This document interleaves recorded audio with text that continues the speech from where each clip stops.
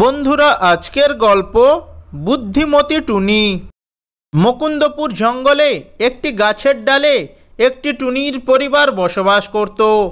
টুনির মা বাবা কাজের জন্য সারাদিন বাইরে থাকতেন, তাই টুনি নিজের দেখাশোনা নিজেই করত। টুনি খুবই সাহসী মেয়ে ছিল। একদিন টুনির মা টুনিকে বলতে লাগলো, শোন মা, বাসায় খাবার নেই, আমরা কাজে যাচ্ছি, আমাদের বাসায় ফিরতে দেরি হবে, তুই জঙ্গল থেকে কিছু ফল সংগ্রহ করে নিয়ে আসবি, কেমন?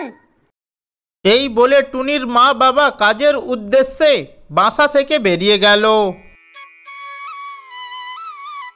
এরপর টুনি ঘরের কিছু কাজ শেষ করে খাবার সংগ্রহের উদ্দেশ্যে বাসা থেকে বেরিয়ে গেল।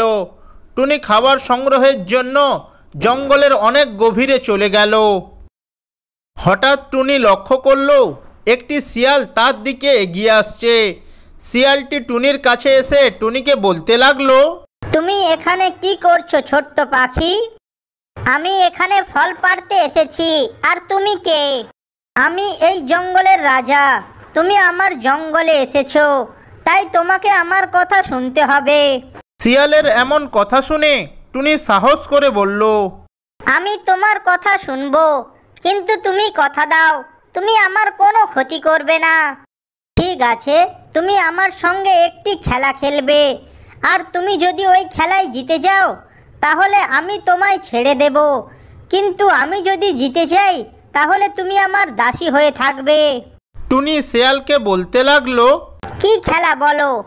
তোমাকে আমার সঙ্গে লুডো খেলতে হবে, তার জন্য তোমাকে গাছ থেকে নিচে নামতে হবে। টুনি শিয়ালের চালাকি বুঝতে পারল। ও শিয়ালকে বলতে লাগলো, শোনো, আমি বেশিক্ষণ মাটিতে দাঁড়াতে পারি না, তাই আমি গাছে বসে তোমাকে বলবো, তুমি আমার গুটি চেলে দিবে। কিছুক্ষণ পর খেলা শুরু হলো। টুনি বুদ্ধি করে শিয়ালকে হারিয়ে দিল। ও তারপর টুনি শিয়ালের কাছে বিদায় জানিয়ে তার বাসায় ফিরে গেল। বাসায় পৌঁছে টুনি তার মা বাবাকে পুরো ঘটনাটি বলল। টুনির পুরো কথা শোনার পর তার মা বাবা টুনির সাহসিকতা ও বুদ্ধিমত্তার প্রশংসা করল। সেই থেকে টুনি আরও সাহসী ও বুদ্ধিমতী হয়ে উঠল।